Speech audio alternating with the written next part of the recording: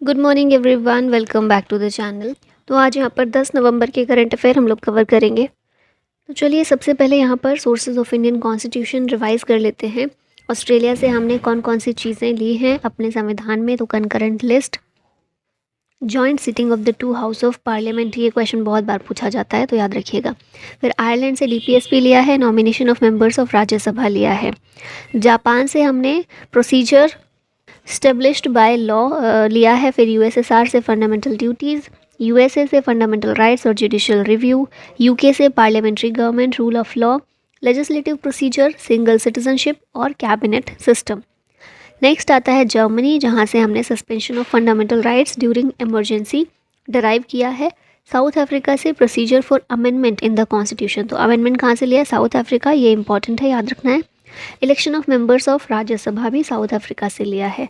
और फ्रांस से Republic, ideals of liberty, equality and fraternity in the preamble, ये भी हमने फ्रांस से लिया है। फ्रांस की क्रांति की 3 मेन नारा था, ये तीन शब्द जो थे ये मेन नारा था।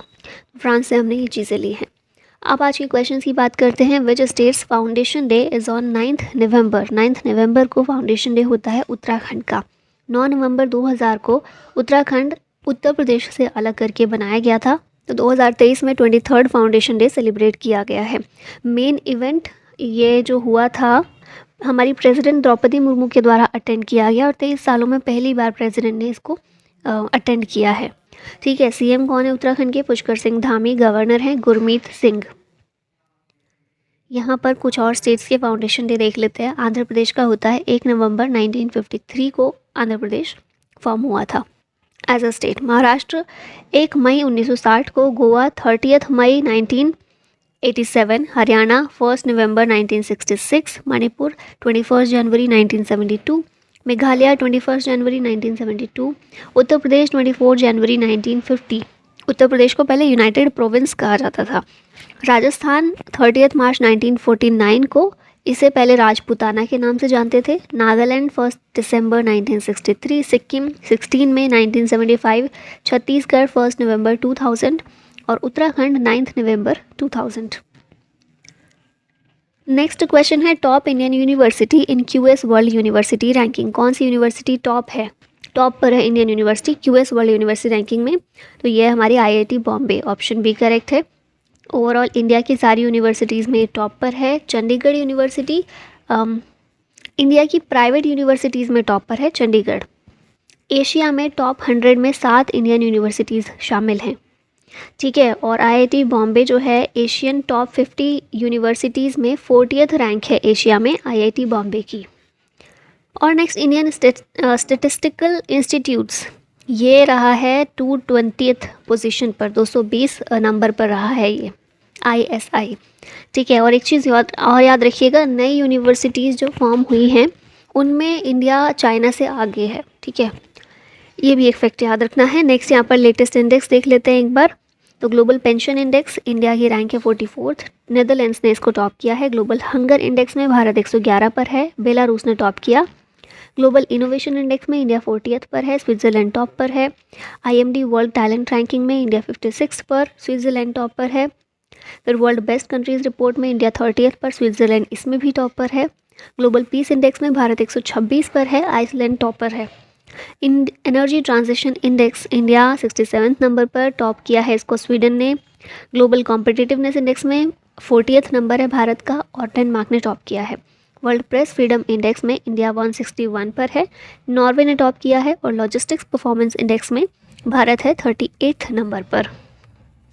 Who has been awarded champions of change award, ये अवार्ड मिला है सोमदत्ता सिंह को, ऑप्शन ए करेक्ट है। ये एंटरप्रेन्योर हैं। ठीक है, इनको चैम्पियंस ऑफ चेंज अवार्ड दिया गया है by the interactive forum on Indian economy. और क्यों दिया गया है? एंटरप्रेन्योरशिप, इनोवेशन और सोशल डेवलपमेंट में इनका जो भी काम रहा है उसके लिए इनको मिला है। Meg Lennon announced her retirement from international cricket. She belongs to which country? कौन सी कंट्री की प्लेयर हैं ये? Meg Lennon ऑस्ट्रेलिया की हैं। ऑस्ट्रेलियन वुमेन क्रिकेट टीम की कैप्टन है ये और इन्होंने अभी अपना रिटायरमेंट अनाउंस किया है। Who has become ICC ODI ranking number 1 batter, ये बने हैं Shubman Gill, option C correct है। बाबर आजम को पीछे छोड़कर ये बन गए हैं number 1 batter according to recent ICC ODI ranking. और इंडिया के फास्ट बॉलर मोहम्मद सिराज ये भी टॉप स्पॉट पर हैं आईसीसी ओडीआई बॉलर्स रैंकिंग में। और अभी इंडिया की जो परफॉर्मेंस चल रही है वर्ल्ड कप में, उसको देखते हुए अभी रैंकिंग्स चेंज हुई हैं और भारत के प्लेयर्स टॉप पर अभी देखने को मिल रहे हैं। क्रिकेटर्स जो न्यूज़ में रहे हैं उन्हें देख लेते हैं। एंजेलो मैथ्यूज़ श्रीलंका के हैं, ये पहले क्रिकेटर बने हैं टू गेट टाइम्ड आउट। और इस पर तो बड़ी ट्रोलिंग कंट्रोवर्सी ये सब बहुत चल रही थी, क्योंकि रूल्स इस टाइम आउट को लेकर रूल जो हैं थोड़ा वेग है ये वाला रूल। तो कई सारे विचार हैं इस पर कि टाइम आउट क्लेम करना ही गलत था या फिर जो रूल्स हैं उनको रिवाइज़ किया जाना चाहिए, थोड़ा क्लियर करना चाहिए, ऐसे करके कुछ कुछ कंट्रोवर्सीज़ हैं इससे रिलेटेड। पर हमारे एग्ज़ाम के लिए क्या इंपॉर्टेंट है, पहले क्रिकेटर टाइम आउट जिनको मिला है ये एंजेलो मैथ्यूज़ बने हैं श्रीलंका के। सचिन तेंदुलकर का स्टैचू अनवील किया गया है वानखेड़े स्टेडियम मुंबई में।